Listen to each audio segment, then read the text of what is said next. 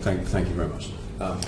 Thank you, Chairman. Ramadan Kareem to all of you. And I know those of you who are fasting, it's the difficult time of the day. So we appreciate you coming here and making this very important contribution to our inquiry. You all mentioned dictatorial governments, and I get that, and it's noted here. But I just want to sort of set that aside for a second, and because you all talked about democracy as well, and how political Islam is going to adopt or adapt to the 21st century. Part of that democracy is not just the ballot box, it's institutions, it's an independent judiciary. And I put it to you that the problem you have, really both in Tunisia and in Egypt, is that civil liberties, and I would say, and equality, fall foul sometimes of Sharia law. And because the judicial system of Islam is Sharia law, you have problems with that. And Nahda had when they tried to change the constitution, where women were not equal to men. And I think the Tunisian people pushed back, and quite rightly, you're being pragmatic now and trying to sort of navigate a route through that.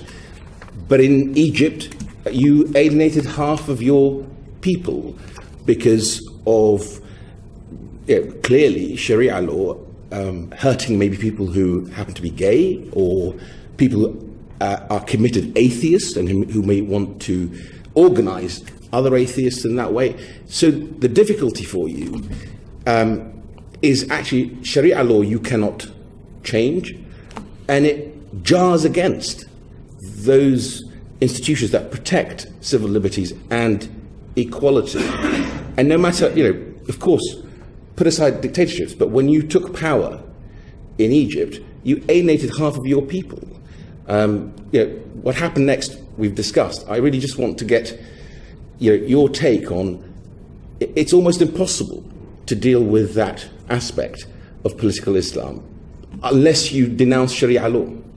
So would you denounce it and move away from it to try and protect the rights? Democracy is judged by how it protects its minorities, not just the will. Many of you talked about the people.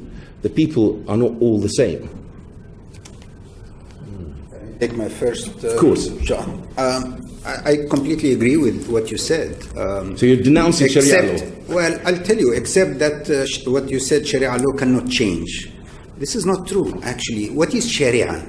Sharia is interpretations. So how does it interpret looking after gay people? So Sharia law can be interpreted and can be changed, and has been changed all the time throughout history. Right.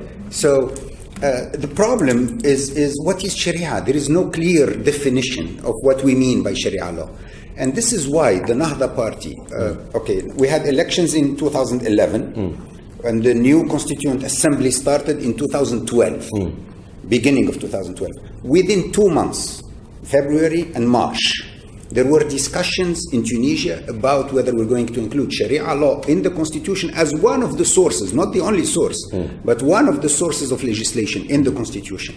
Within the Nahda party, there were about 15 meetings of the Shura Council, which is elected body of 150 people from all over the country. They met almost weekly for 2 months to discuss this point. And then they voted with 80%.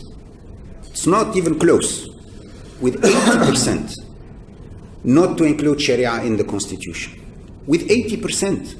And this was 2 months into the process. There was nothing to, there was no pressure from the street or anything like that. From the beginning. Well, there was pressure during the constitution. No, the constitution hasn't, we were starting the process. There was no, I'm saying there was pressure later. Yes. But this is from the beginning. Nahda took a position.